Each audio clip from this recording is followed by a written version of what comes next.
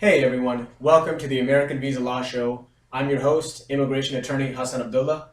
If you want to keep up with all the most interesting immigration news stories, make sure to hit the subscribe button.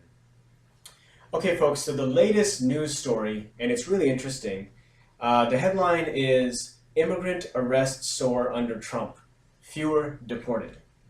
So basically what's been going on is, as of now, we've determined that the number of immigrant arrests actually has gone up 40% for early 2017 when you compare it to last year.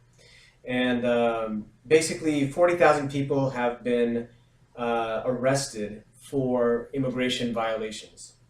And these numbers were released by the acting Immigration Customs Enforcement Director, Thomas Homan.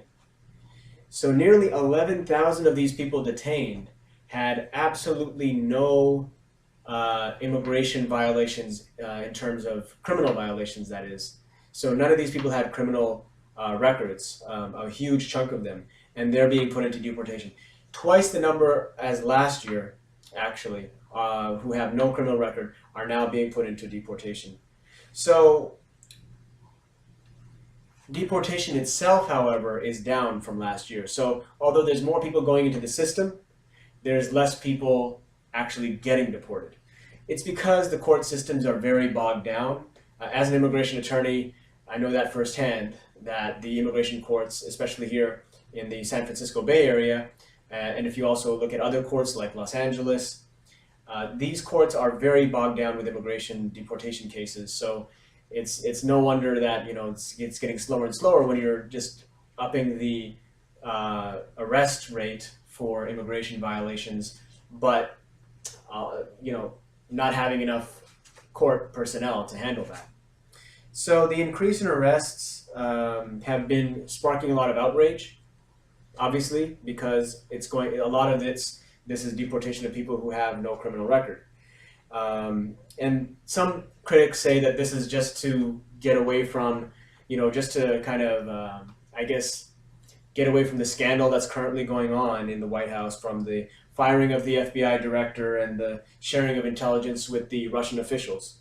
So some people view this as just a distraction tactic, but there's a human side to this story that people just are not going to hear a lot about, which is, for example, one person in this story that is discussed is Sylvia Alvarez Flores, a 31-year-old mother of three from Utah. She was picked up by immigration agents on an old deportation order while she was shopping with her 8-year-old daughter in a suburb in Salt Lake City, Utah. So she was released and told and basically enforced to leave the country within 3 months. And obviously this is a very difficult situation because she will have to leave the country. She has 3 kids here, a spouse who's a permanent resident, and ultimately what she's decided to do is take her youngest 2-year-old child with her to Mexico, leave behind the other 2 older children with her spouse. So, this is dividing families. This is if we had the DAPA program, Deferred Action for Parental Accountability, approved, this would have been a different story. She would not be in removal proceedings. So honestly, why is this happening? Why are we seeing an increase?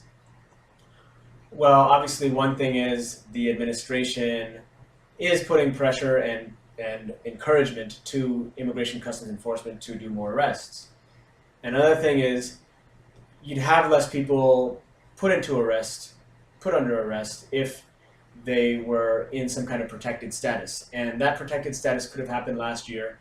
It could have been approved, the Deferred Action for Parental Accountability program. However, we had a issue with the president not being allowed to add another justice who would have been more leaning towards the DAPA program and allowed it to pass. So unfortunately that was blocked for several months last year, such that now we're having this current administration decide who the next Supreme Court justice is going to be. So we had sort of a lopsided decision.